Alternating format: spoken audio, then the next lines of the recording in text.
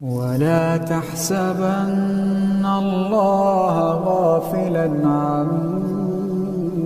يعمل الظالمون إنما يؤخرهم ليوم تشخص فيه الأبصار مهطعين مقنعي رؤوسهم لا يرتد إليهم طرفهم وأفئدتهم هواء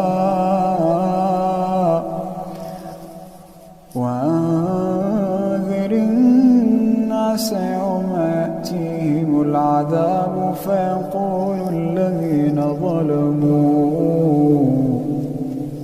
فيقول الذين ظلموا ربنا أخرنا